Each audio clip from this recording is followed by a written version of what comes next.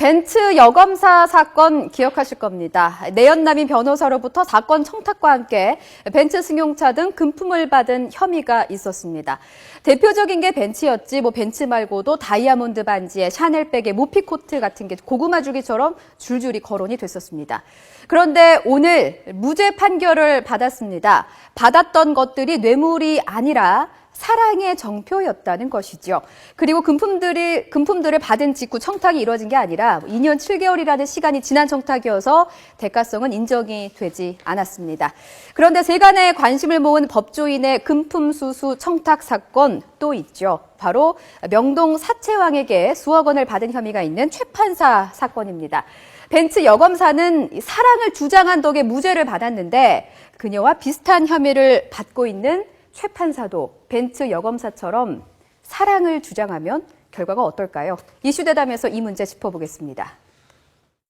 예, 지금 안보라 앵커가 얘기를 했습니다만, 이 벤츠 여검사 이 사건과 그리고 명동 사채원에게 수억 원을 받은 이 사건의 공통점이 있습니다. 그것은 뭐냐면, 일단, 현직 법조인들과 관련돼 있는 문제였었다라는 것.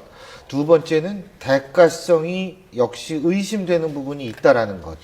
물론 이제 벤츠 여검사는 오늘 무죄 판결이 났습니다만, 그래서 이 두 사건을 저희가 한번 비교를 하려고 판례를 준비해 봤습니다. 자, 지금 이제 오늘 대법원 판결은 벤츠 여검사가 무죄가 나왔죠.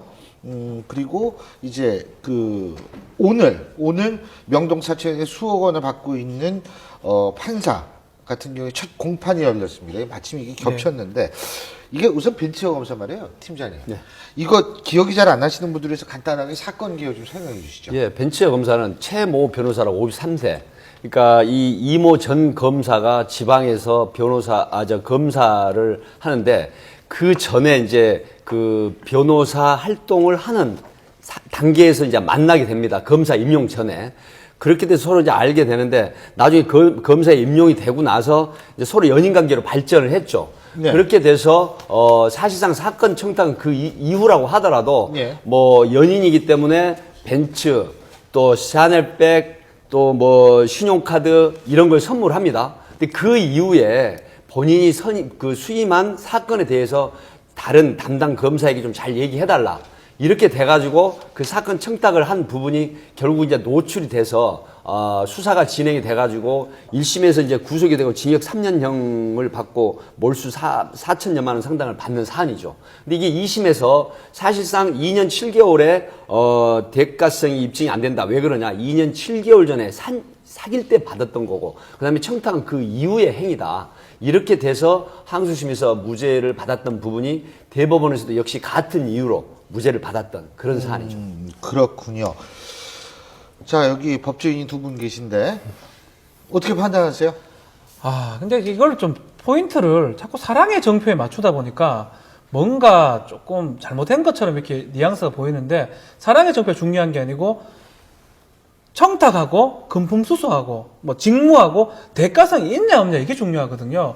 근데 지금 2년 7개월 전에 아무 이런 일이 일어날지도 모르는 상태에서 벤츠든 여러 가지 물건을 받았습니다. 받고 2년 7개월 지난 후에 이제 이런 어떤 직무 관련해서 고소를 제촉한다든지 수사를 제촉한다든지 이런 행위를 했거든요. 이런 경우라면 사랑을 했기 때문에 무죄가 아니고, 그렇게 보지 말고 대가성이 없기 때문에 그 알선수재죄가 될 수 없다. 저희 법조인들 사실 이해를 하는데, 일반인들 봤을 때는 황당하다고 말들 많이 하더라고요. 왜 사랑하니까 무죄냐. 근데 사랑이 중요한 게 이거 얼마나 낭만적이에요. 일단은 두 가지 우리가 포인트를 볼 수가 있는데요. 첫 번째는 이제 내연 관계였다는 거죠. 근데 사실 2011년도에 이제 청탁을 했고, 그 전에 내연관계, 2007년도부터 내연관계를 맺어온 겁니다. 그러니까 한 3, 4년 내연관계를 맺어온 상태에서 그 과정에서 계속 샤넬백도 주고, 고가의 다이아몬드도 주고 쭉 선물을 해왔어요. 해오는 과정에서 이제 벤츠를 준 게 또 문제인데, 벤츠 자체는 이 최모 변호사가 굉장히 바람둥이였던 모양입니다. 그래서 여자를 많이 사귀는 거예요. 그러니까 이 여검사가 앞으로 여자를 만나지 않겠다는 징표로서 나한테 벤츠를 달라. 근데 그 벤츠가 실제로 최 변호사 타고 다니던 벤츠였어요. 리스로 해서. 그래서 그 벤츠를 받은 겁니다. 받고 나서 1년 이상이 지난 다음에 이 사건 청탁을 했는데 사건 청탁이 수임한 사건 청탁이 아니고 자기가 건설업자하고 동업한 사건에 있어서 횡령 배임으로 자신에 관련된 그 자신과 자기하고 같이 동업한 그 관련된 사건이 다른 검사에게 있는데 그거 좀 잘 처리해주고 빨리 좀 처리해달라고 부탁을 해달라고 부탁한 거예요. 그 부탁을 받고 사건 청탁을 사실은 한 거죠. 그래서 이게 과연 쭉 내연 관계를 맺으면서 계속 금전이 오갔기 때문에 이것도 그 중에 하나로 봐야 한다. 더군다나 벤츠차를 여자가 요구한 거거든요. 사랑의 징표로 달라. 그래서 준 거기 때문에 실제로는 그 어떤 검사한테 수사 청탁하는 대가하고는 관계가 없기 때문에 없다. 뇌물을 볼 수 없다는 근데 겁니다. 이게. 국민들 대부분에 대해서 이 사건에 대해서는 그게 뭐 사랑의 정표였니 뭐 징표였니 이거는 법률가들이 뭐 판단할 문제라고 저는 보여지고요. 그러나 일반 상식으로 볼 때 이거는 그 검사가 스폰서를 받은 거 아니냐 이거죠. 끊임없이 뭐 내연 관계일지는 모르지만 지금 드러난 사건만 지금 청탁을 했는 그 사건이겠지만 어떻게 3년 동안 만나면서 뭐 다른 청탁도 했을 수도 있지 않습니까? 근데 그건 드러나지 않았다고 저는 보여지고요. 3년 동안 이렇게 고가의 선물을 했다고 하는 거는 뭔가 의도가 있지 않았나 좀 보여지거든요. 그러니까 그런 면에서 봤을 때 이분에게 뭐 무죄를 준 거에 대해서 그래서 우리 국민들의 80% 정도는 김영란법이 통과돼야 된다고 이야기를 하고 있는 거예요. 이 법에 탄생된 이 김영란법이 탄생된 게 바로 이거 스폰서 검사 이분 때문에 지금 탄생된 거잖아요. 근데 이분은 김영란법에 전혀 접촉을 안 받고 무죄를 받았다고 하니까 국민들이 더 공분을 하는 거죠, 지금. 물론 국민의 정서법이라든가 그 국민의 법 감정이라는 게 있는데 이걸 떠나서 이제 예를 한번 들어보겠습니다. 그 미국의 방위사업청의 분류심사과 여자 그 심사관이 있어요.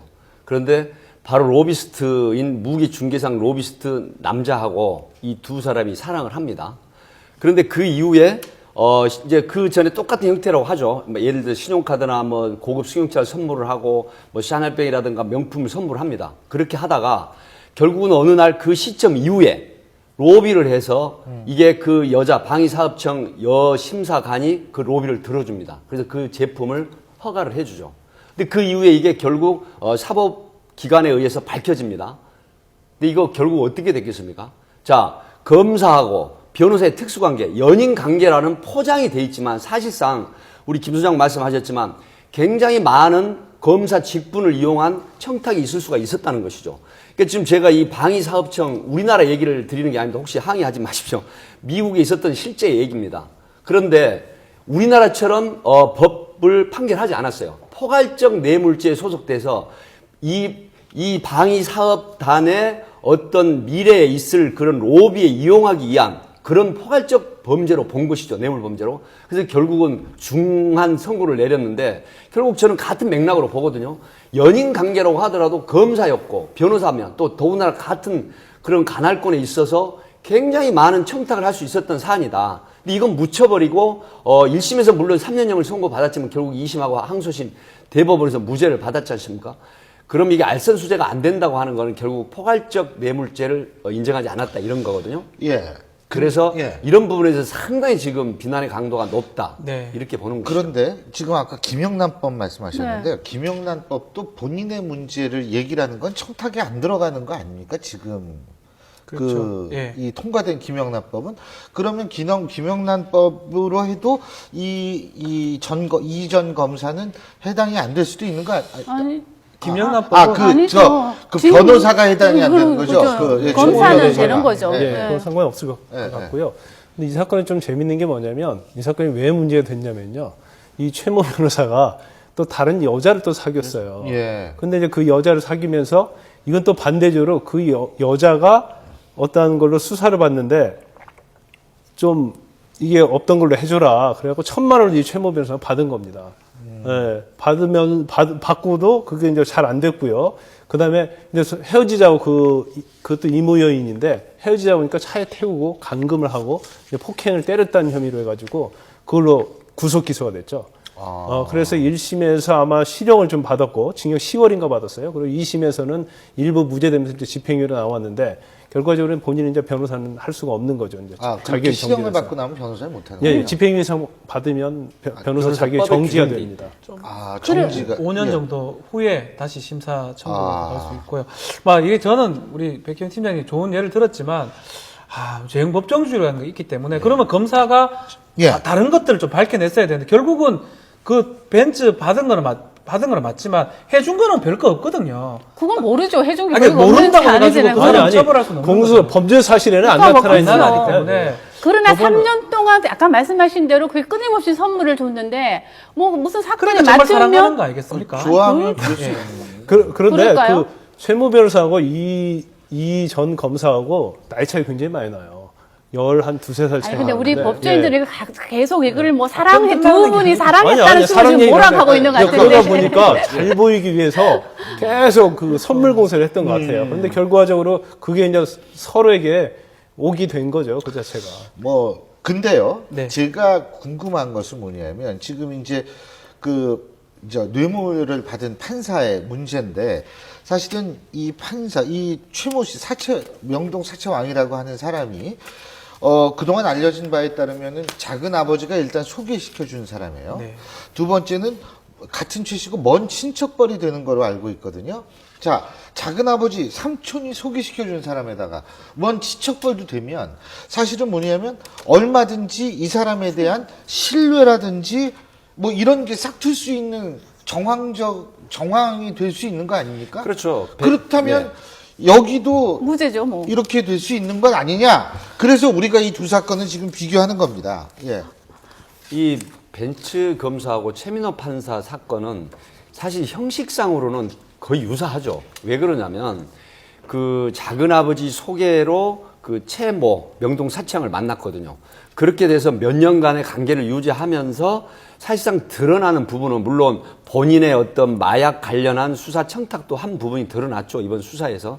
근데 결국은 이 전 벤츠 검사의 최모 전 변호사랑 이모 검사하고 사실상 진배 없다는 생각이 들거든요. 지금 여쭤보는 거예요. 그러니까. 네. 그래서 저는 만약에 저런 형태를 빌린다고 하면 최민호 판사도 사실 무죄를 받아야 되는 게 아니냐 하는 그런 그 이론이 성립한다는 것이죠. 저는 그거에 좀 동의할 수 없는데 네. 일단 저게 만약에 그 사채업자가 최모 씨가 여자다고 한다면 벤츠 여검사 사건과 상당히 비슷해질 수 있습니다. 그런데 일단 최모 씨라는 사채업자는 뭐 사실 뭐 소개는 시켜있지만 먼 관계고요. 그다음에 이전에 뭐 전과도 굉장히 많죠. 그리고 마약과 관련된 그런 굉장히 우범자일 뿐만 아니라 또 나중에 실질적으로 어떤 수사 자체가 마약과 관련된 것이 수사를 받고 있었어요. 그렇기 네. 때문에 이런 사건에 있어서는 사실 무죄가 나오기는 쉽지 않죠. 아니, 그러니까 그거 사건에 그런 걸 밝히고자 하는 게 아니고요. 아까 말씀하신 것처럼 형식상으로 보면 비슷하다는 거죠. 왜냐하면 그 최 변호사하고 사채왕하고도 뭐 몇 년 동안 교류가 있었잖아요. 그럼 사람이 만나다 보면 서로 정드는 거고 남자들 간에도 의리라는 게 있는 거잖아요.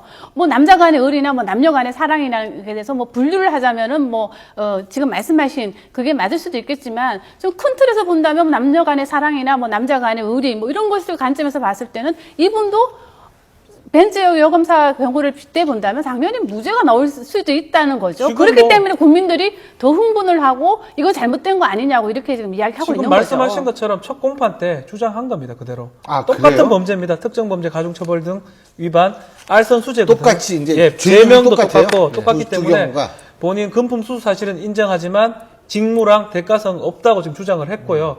그러니까 그 직무와 대가성이 없다면 실제로도 무죄가 가능한데 아마 지금 우리 김 변호사님 말씀하셨지만 좀 벤츠 여검사랑은 다른 게 사랑은 안 했거든요. 그리고 정말로 이거는 정말 대가 관계가 있을 확률이 더 높기 때문에 이거는 검사하고 그 대신 법원의 문제이기 신뢰는 때문에 있을 수 있는 거 그런데요. 아니에요? 신뢰는 있을 수 있죠. 아니 두 분이 사랑을 했는지 안 했는지 어떻게 압니까? 그런데요. 뇌물죄가 법정에서 특징이 있어요. 전부 다 대가성과 직무와 관련이 없다고 다 주장을 합니다. 무죄 주장을 전부 다. 그런데 그 당시 그리고 뇌물을요 전혀 모르는데 처음 만나서 받지 않아요. 처음 만나서 받으면 100% 뇌물죄가 되죠. 대개 보면 끈끈한 관계를 이어오다가 저쪽에서는 돈을 받아도 되겠다고 안심이 되면 돈을 받는 거예요. 그래서 나를 도와준다는 측면을 봤기 때문에 대부분의 뇌물 사건에 있어서는요 어떤 돈 준 사람과 굉장히 오랫동안 근데 골프도 그 치고 증거 잡기도 힘들 것 같아요. 그 뇌물 사건이 굉장히 어렵습니다. 거의 자체가. 잡기가 없습니다. 그죠? 현금으로 아니, 근데 가니까. 잠깐만요, 예. 잠깐만요. 제가 이게 여기서 궁금한 게 있어요. 뭐냐면, 우리가 지금 이제 신뢰냐, 사랑이냐 이런 얘기를 하는데, 저는 대법원이나 법원에서 언제, 아까 2년 1년 6개월이라고 그랬나요? 2년 전에 받은 것, 그러니까 소위 말해서 뭘 부탁한 시기와 마지막 받은 시기에 있어서의 텀이 길다.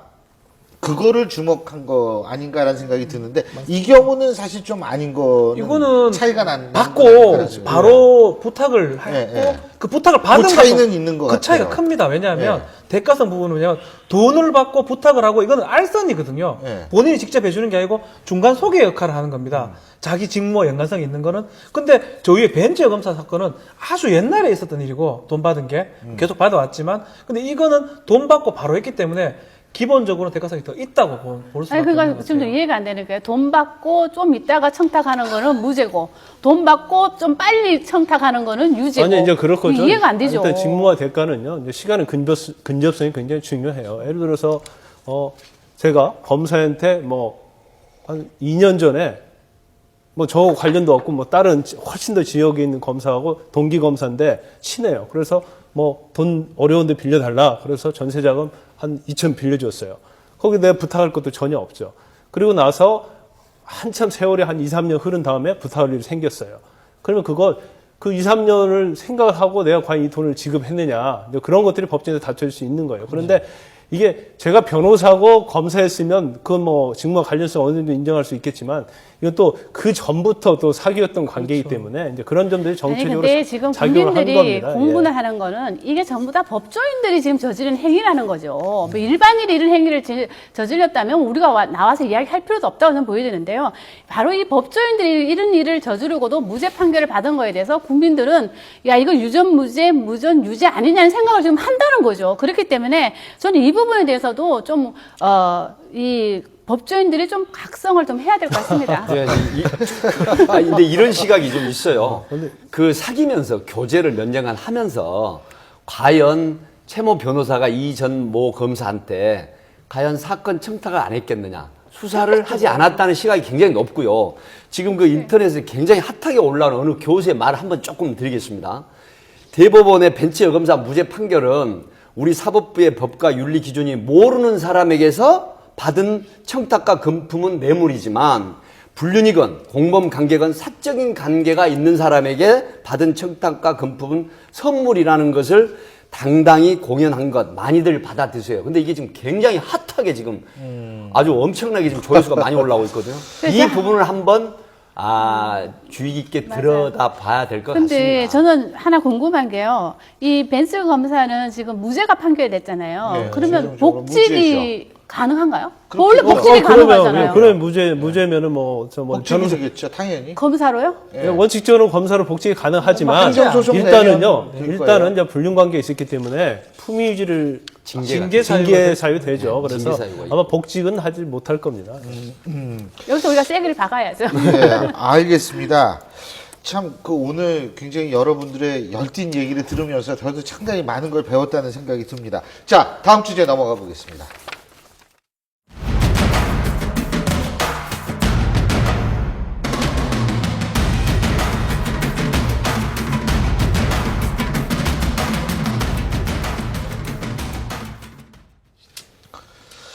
예, 지금 여러분 화면에서 보셨습니다만 제가 솔직한 얘기를 요새 지금 시간이 없어서 개강까지 해가지고 와이프랑 시장을 잘 못 갔어요.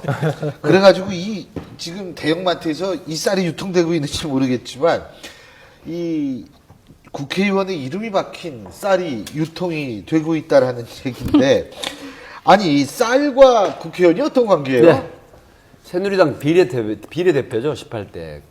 근데 윤명희 씨가 바로 이제 그 자기가 옛날에 있었던 곳이 뭐냐면은 그 한국 라이스텍이라는 그 대표이사인데. 원래 쌀 쌀하고 전문가시구나. 관련된 회사. 예. 이제 이 대표를 하시다가 그 전문가 영역으로 해서 비례대표로 들어오신 분이죠. 그런데 들어오시면 자기가 관여한 특히 농수산위에 지금 소속이 돼 있거든요. 근데 어느 날 이 도정미라는 앞 이름에 윤명희 쌀이라는 게 붙어서 전국 매장에 특히 우리나라 3대 마트라고 하는 한 마트 전국에 있는 매장에 단 한 군데도 안 빠지고 전부 진열이 돼서 판매가 되고 있는 이런 형태가 돼서 지금 논란이 되고 있는데 결국 이분은 어떻게 얘기를 했냐면은 내가 지시를 했다. 내 이름을 빼라. 그렇죠. 그 도정미 포장에서 윤명이라는 이름을 빼라라고 지시를 했다고 하는데 굉장히 궁색한 변명을 하셨죠. 근데 직원이 착오인지 뭔지 모르지만 그대로 윤명희 이름을 인쇄를 해서 팔았다. 이렇게 되는데 벌써 지금 3년 차가 되거든요. 국회의원. 그렇죠. 이제 국회의원 1년밖에 안 남았거든요. 19대가 시작한 지가 그렇게 됐는데. 네, 그런데 그 의혹을 벗어나기 위해서 백지 그 주식에 백지 신탁을 했다. 이렇게 해서 빠져나갔는데 백지 신탁이라고 하는 게 이 공직에 들어서면 가지고 있는 유가증권이라든가 주식이 그 고난, 그 직무에 관련돼서 늘어나는 걸 방지하기 위한. 그렇죠. 그래서 우리나라에 2005년도부터 백지 신탁 제도가 들었죠. 잠깐 예를 들면 2004년도에 진대재 정통부 장관이 삼성 주가하고 스톡옵션으로 받은 게 어마어마한 그걸 가지고 정통부 장관 하신 거예요. 근데 그게 밝혀져 가지고 난리가 났죠. 그래서 박근혜 대통령이 2004년도에 국회의원 당선 즉시 자기가 가지고 있는 유가증권하고 그 당시에는 한나라당 대표였죠. 국회의원 당선 즉시 모든 유가증권 주식 그다음에 부동산을 다 신탁을 하겠다. 그래서 지금까지 그게 이제 이루어져 오고 있는데 지금 이분은 말로는 백지 신탁을 했다고 해요. 근데 뭐예요? 3년 동안 윤명희라는 이름으로 도정미가 전국에 다 판매가 되고 있다는 것이죠. 그런데 문제가 또 심각한 게 있어요. 경쟁 업체에서 그 입점을 하려고 해도 안 된다는 거죠. 이 윤명희라는 그 농수축산이 소속의 그 국회의원이 차지하고 있는 그런 그 영향 때문에 그런 측면이 있다는 거예요. 뭐 100% 확인된 건 아니지만 그런 얘기가 많이 나오고 있고 그렇게 되고 또 예를 들어서 윤명희라는 이름이 들어간 도정미 쌀을 치우고 싶어도 지금 여러 가지 형태로 그 압력을 느끼고 있다고 합니다. 그래서 그걸 치우지도 못한다고 해요. 사실은 폐점을 시키고 싶어도 이런 측면의 의혹이 있기 때문에 과연 이게 바람직한 지금 건가. 말씀하신 거 이제 확인 저단 의혹인데 그렇기 때문에 이것이 예. 이제 국회의원들의 갑질인 거죠. 아니 근데요, 제 진짜 궁금한 게 하나 있는 게 이름을 빼라 뭐 이런 얘기 뭐 다 사실이라 우리가 저 받아들이고 그런 받아들인다 하더라도 제가 궁금한 게 자 백지 신탁했어요. 근데 어쨌든 빼라고 그랬지만 유통된 건 팩트예요. 네. 예, 그죠? 네. 그 유통된 건 팩트인데 그렇다면은 이 사람 이 국회의원 윤명회 의원이라는 사람이 영리행위를 했다고 법적으로 볼 수 있습니까 없습니까? 뭐 이게 참 법적으로 봤을 때 이름이 들어간 게 영리행위인지 아닌지는 애매하지만 이제 결국은 소관 상임위 걸 했냐 안 했냐 부분인데 결국 쌀거든요. 농해수이니까. 네, 맞아요. 결국은 사실상 행가 아닌가. 이름이 들어가고 돈을 안 받았으면 모르겠지만 그래서 받았지 않겠습니까? 자기는 저 얘기하지만 개인적으로 볼 때 왜냐면 실질적으로 백지 신탁을 했다 하더라도 자기 주식이고 자기 그건 회사 자기 거니까. 그래서 일단 국회의원은요 영리행위 금지하도록 되어 있어요. 그렇죠. 국회법에. 그리고 거기다 덧붙여서 상임위 소속은 그 상임위의 전문성을 살려서 영리행위를 못하도록 되어 있습니다. 그래서 이분이 사실 농사와 관련된 농림식품해양수산위원회 있잖아요. 상임위였는데 지금 사실 상임위에 들어갈 때도 국회의원들 되게 상반기 하반기 나눕니다. 그래서 교체를 하거든요. 근데 이분은 지금 앞으로 뭐 다음 총선이 1년도 안 남은 상태에서 1년 남았죠? 1년 남은 상태에서 아직까지 상임위도 교체가 안 됐어요. 어떻게 보면 그것을 이용한 그런 행위를 했다고 볼 수 있는 거죠. 또 이건 또 요즘 문제되고 있는 게 요즘 뭐 그전에 국회의원들 친인척 보좌관 해갖고 문제가 많이 됐지 않습니까? 근데 그 본인 친동생을 또 보좌관으로 써가지고 이게 나라 돈을 흉내는 거 아니냐 그런 또 비난도 받고 있죠. 근데 직능 대표성이잖아요. 사실 그렇죠. 비례대표는. 그래서 직능 대표성으로 이분이 어쨌든 농사 관련 일을 하시다 들어오셨기 때문에 이 해당 상임위가 바뀌지 않는 건 아마 직능성 때문에 그런가 보다라고 할 수 있는 여지는 충분하다고는 보는데 문제는 국회법 40조 2항에 지금 김 변호사님이 말씀하신 대로 상임위원은 소관 상임위원회 직무와 관련한 영리행위를 하지 못한다라고 돼 있거든요. 그러니까 이걸 도대체 영리행위로 봐야 되는지 어떻게 보세요? 우리 아니 영리행위를 했고 안 했고가 예. 지금 여기서 밝히는 것보다는 예. 제가 개인적으로 봤을 때 어떻게 국회의원이 자신의 이름을 브랜드한 쌀을 팔았다는 그 사실 하나만으로도 저는 도덕적인 비난을 받아야 된다고 보여집니다. 이 부분은 뭐 그분이 뭐 이득을 취했느냐 안 했냐 이건 우리가 중요한 게 아니고요. 그리고 저는 이분이 또 이야기하는 것 중에 또 좀 이해가 안 되는 게 다 무슨 사건만 터지면 다 실무자의 잘못이에요. 실무자한테 이야기했는데 실무자가 착오였다. 뭐 이렇게 얘기하고 넘어가기에는 3년이라는 세월이 너무 길다는 거죠. 그래서 그런 관점에서 봤을 때 이 문제에 대해서는 우리 그 새누리당 당대표가 저는 뭐 당도 혁신도 해야 되고 또 국회의원 특권 내려놓기도 이야기를 자주 하시니까 이 부분에서는 당 차원에서는 어떤 대응책이 나와야 되는 거 아니냐 저는 그렇게 생각합니다. 김강삼 변호사 말씀하셨지만 그 간행적으로 국회에서 국회의원이 그 소관 상임위를 보통 이렇게 체인지를 하거든요.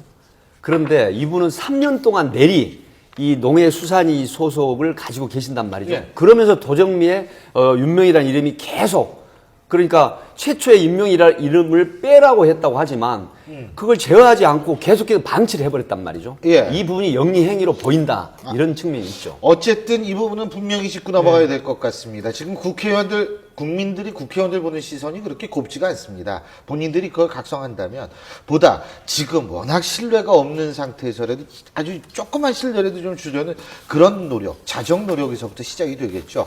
자, 이 문제를 어떻게 다룰 것인지 정치권에서 국민들을 똑똑히 지켜볼 겁니다. 다음 주제 넘어가 보겠습니다. 상속을 포기하겠다고 각서까지 썼던 혼외자 가족들이 돌연 재산을 나눠달라고 나선다면 어떻게 해야 할까요? 예, 팀장님, 요거 좀 설명해 주시겠어요? 예. 그거. 이제 이 간통죄가 이혼으로 폐지됐지 않습니까? 예. 그렇게 되니까 지금까지는 혼외자 이제 숨겨놨단 말이죠. 이 간통죄가 있었으면 이게 여러 가지로 문제가 되는데, 간통죄가 폐지됨으로 해서 내가 이제 그 혼외자로 지금 지정이 돼 있지만 상속권을 가질 수 있다.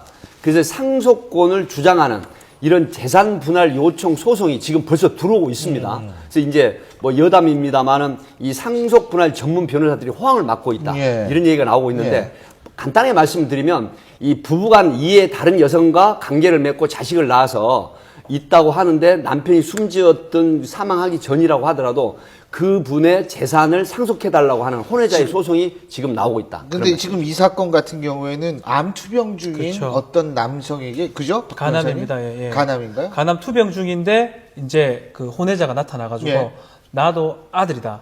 나도 좀 돈도 상속을 좀 해달라 이러면서 이제 지금 뭐 친자 확인이라든지. 근데 문제는 뭐냐, 그 전에 재산 상속 포기 각서가 있었다라는 거거든요. 예. 근데 사실 법상으로 봤을 때, 민법상으로 봤을 때는 상속 포기는 사망 후에만 할 수가 있습니다. 그 전에 하는 포기 각서는 아무런 사실 의미가 없고, 그런 거는 뭐 했다 하더라도 법조는 의미가 없기 때문에 나중에 만약에 돌아가시고 죽게 된다면 상속을 받게 되는 상황이 됩니다. 이 사건은 이제 암투병을 하는 와중에요. 뭐 죽기 바로 얼마 전에 4살 된 아들이 있다는 게 밝혀졌어요. 그러니까 가족들이 부랴부랴 이거 큰일 났다. 죽게 되면 상속이 이게 나눠 가지지 않느냐. 그래가지고 그 아들 부른 거죠. 아들하고 엄마를 불러서 상속 포기각서하고 그다음에 친자관계 확인 수술을 하지 않겠다.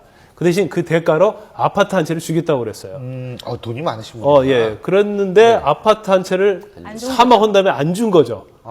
안 주니까 왜 그거 달라고 소송을 하면서 이제 변호사하고 상담을 해보니까 그전에 썼던 친자관계 확인 수송 않겠다는 거 하고 상속을 포기하겠다는 것은 무효다는 거 알아서 소송을 하게 됩니다. 그래서 결과적으로 22억을 갖다가 결과적으로는 주는, 됐어요? 예, 네. 22억을 받게 굉장히 된 돈이 결과가 많으신 됐어요. 결국은 만약에 이제 그 제대로 상속이 되면 혼외자도 똑같이 받거든요. 1대1이에요? 1대1입니다. 뭐 배우자가 있으면 달라지지만 자식, 남녀 구별 없이 혼외자 다 똑같기 때문에 이 경우는 상당한 돈을 받았습니다. 그 여성으로서 막 그냥 김 소장님 막 속 뒤집어지겠네.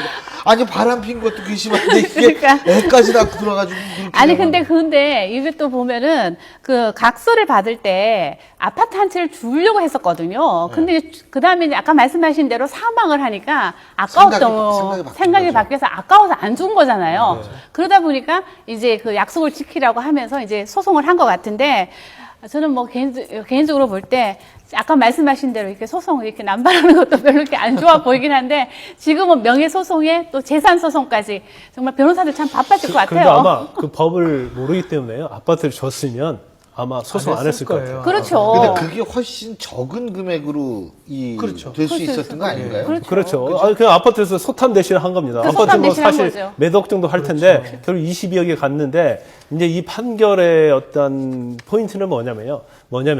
친자 확인 소송을 뭐 각서를 할 때 서로 약속에 의해서 그걸 부인할 수 없다는 거죠. 그건 맞는 얘기고요. 그 다음에 이제 상속이라는 것은 사망을 함과 동시에 상속이 되는 거거든요. 그래서 사망하기 전에 어떤 상속에 관한 어떤 약정도 무효다는 무효다. 취지예요. 예. 그게 이제 유류분 소송하고 비슷한 거겠죠? 근데 유류분 소송은, 이 사건도 유류분 소송과 관계가 있는데요. 그렇죠. 사망하기 직전에 재산을 전부 다 증여를 해버린 거예요. 그리고 재산은 없게. 그래서 사실 상소 회복 청구를 하면서 또 유리분 소송을 해가지고 실제로 승소한 겁니다. 알겠습니다. 지금 이게 민법에 예. 상당 상속분 청구권이라는 게 적용이 된 사례입니다. 그게 참 한 30평대 아파트가 갑자기 주상복합으로 변했던 사연이네요. 예, 잘 알겠습니다. 오늘 말씀 여기까지 듣겠습니다. 감사합니다. 고맙습니다.